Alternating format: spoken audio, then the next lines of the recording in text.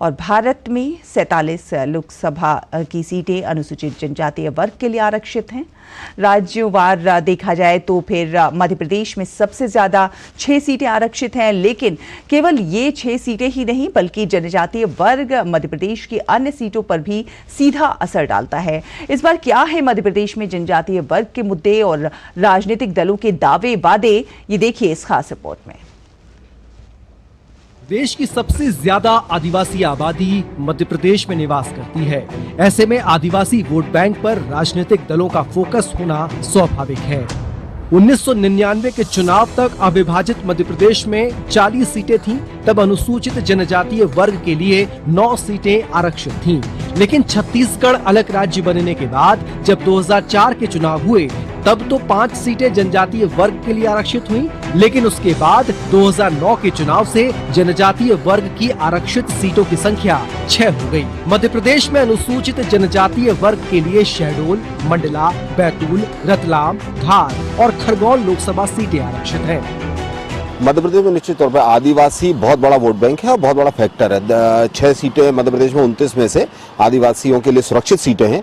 और अगर हम बात करते हैं मध्य प्रदेश की लगभग 21% आबादी, मतलब 1.5 करोड़ मतदाता, लगभग ये जो 1.5 करोड़ मतदाता हैं ये पूरे प्रदेश में स्कैटर्ड फैला हुआ है। ये बहुत बड़ा रोल प्ले करता है और चुनाव के परिणामों की दिशा मध्य प्रदेश में तय करने में बहुत बड़ी भूमिका है आदिवासियों की। मध्य प्रदेश की 6 जनजातीय वर्ग के लिए आरक्षित सीटों के पिछले चुनावों के परिणामों पर नजर डालें तो शहडोल सीट पर 1996 से लेकर 2004 तक के चुनावों में भाजपा जीती।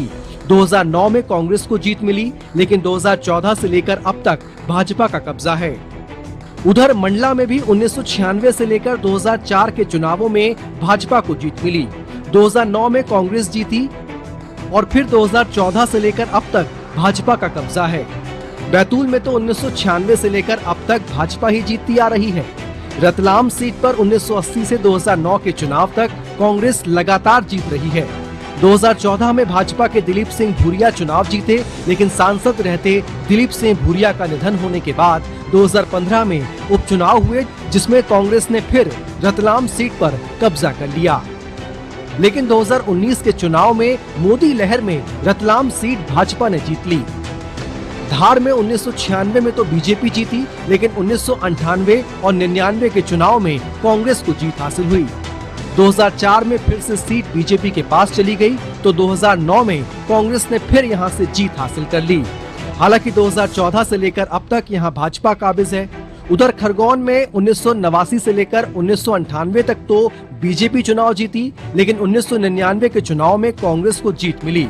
2004 में भाजपा के कृष्ण मुरारी मोघे चुनाव तो जीते, लेकिन बाद में लाभ के पद के मुद्दे पर उन्हें सांसद के रूप में अयोग्य घोषित कर दिया गया। 3 साल बाद 2007 में उपचुनाव हुए, जिनमें भाजपा को कांग्रेस के हाथों हार झेलनी पड़ी। इसके 2 साल बाद 2009 में लोकसभा चुनाव हुए, जिसमें कांग्रेस को जीत मिली। फिर भाजपा ने लगातार अगले 2 आम चुनाव साल 2014 और 2019 में जीत हासिल की। चाहे जनजातीय आयोग को संवैधानिक दर्जे का विषय हो, जनजातीय क्षेत्र की शिक्षा स्वास्थ्य के विषयों, सिकल सेल एनीमिया के विषय हो, पैसाइट के प्रावधानों, उनकी शिक्षा और शिक्षा के विषय हो, जनजातीय संस्कृति की बात हो, नायक नायिकाओं मान सम्मान प्रतिमान की बात हो, भगवान बिरसा मुंडा जी के नाम पर अब तो जनजातीय गौरव दिवस है। तो ऐसी ढेर सारे विशेष और विशिष्ट कार्य हैं जो भारतीय जनता पार्टी की सरकार ने जनजातीय वर्ग के उत्थान के लिए किए।